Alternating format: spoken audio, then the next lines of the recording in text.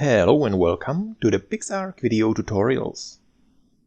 In today's video, we will take a look at how to breed the Ankylosaurus. Well, first you will need to have two creatures of the same species, male and a female. They need to be close to each other, and they need to have the wandering enabled. To keep them close enough for mating to work, but not to wander off, you will have to keep on whistling stop by pressing U repeatedly. You'll have to keep at it until the mating bar reaches 100%. You are able to see it when you look at the female. If during this time they do manage to wander off and far enough for the mating to stop, you will have to start over. You could also place the two creatures in a very small pen where they can't wander too far and leave them at that. Once the mating completes, female will lay an egg. This fertilized egg is easy to distinguish from the non-fertilized one. It has a health bar. Best and safest way to hatch an egg is to place it inside a room. This means it will provide with stable temperature, whereas outside this might differ during the day and the night, and you would be risking the egg losing health. When you drop it on the ground and look at it, you will see if the temperature is right. If it's not, it will either say too cold or too hot, and the egg will be losing health. But Ankylo, there's no problem in hatching these when inside normal room temperature, so the incubation will run.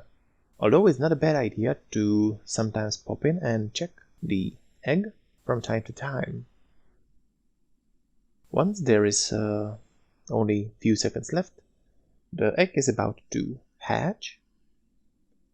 Once that happens, you will have to claim it by pressing E to imprint it. And, well, once it's yours, you will need to disable wandering, so it doesn't walk off, and feed it. This is very important. Ankylosaurus is a herbivore, so they will be fed with berries. You will need to stack their inventory very often, because the babies do like to eat a lot. Once the maturing bar reaches at least 5%, the baby will be able to eat by itself from the feeding trough. Also, the amount of food you can place into the inventory is going to increase over time as they grow up. You should be able to lead the baby out through the door, so you don't need to demolish anything.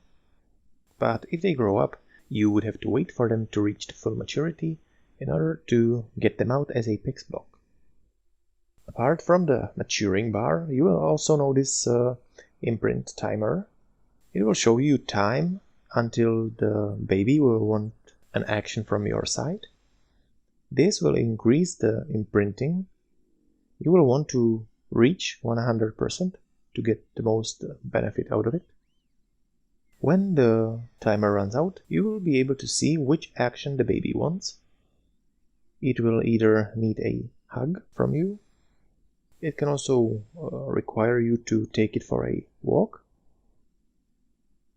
And there's also a third action where it wants to be fed a food. So you will have to place that into your last action bar slot and feed it with it. Once the imprinting reaches 100%, there is not much more to do. So you can just leave them to grow up.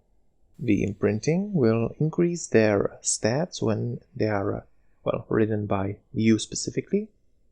Just don't leave your babies unprotected, as they can't defend themselves, and you also can't turn them into a PIX block in order to save them.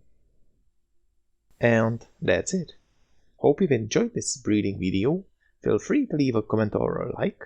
Also, click on the subscribe button to make sure you don't miss out on more Pixark videos. Thank you for watching, and see you next time!